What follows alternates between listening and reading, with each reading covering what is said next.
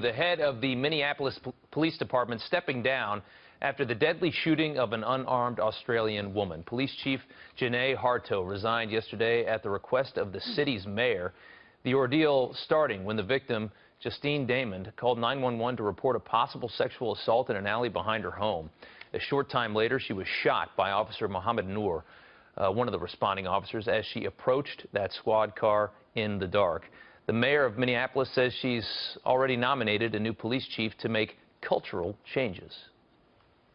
Transformational change is difficult, it is uncomfortable, it takes time, and it is worth doing because there's a better city and a better world on the other side of it, whatever the transformation needs to be. And that's what we've been doing here in Minneapolis.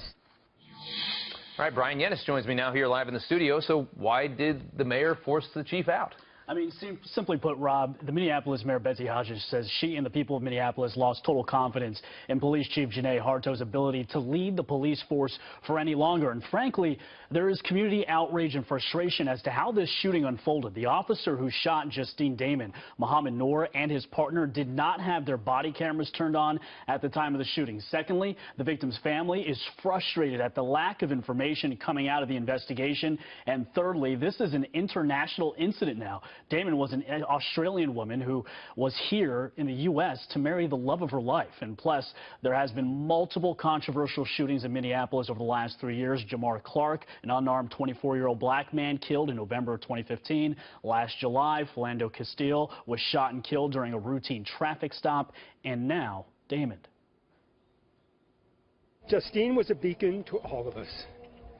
We only ask that the light of justice shine down on the circumstances of her death. Thank you. Now, the shooting led to a protest of about 200 people downtown yesterday, a few dozen even interrupting a press conference by Mayor Betsy Hodges.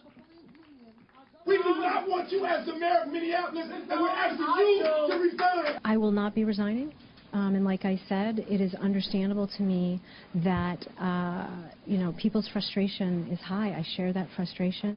Now, the city's police chief, Janae Harto, resigned Friday at the request of the mayor. And in a statement, Harto said, quote, "I have to put the communities we serve first. I've decided I am willing to step aside to let a fresh set of leadership eyes see what more can be done for the MPD to be the very best it can be." Rob. Any more information as to exactly, I mean, I heard the theory that maybe it was fireworks that startled the officer when he shot. Any information on how this happened?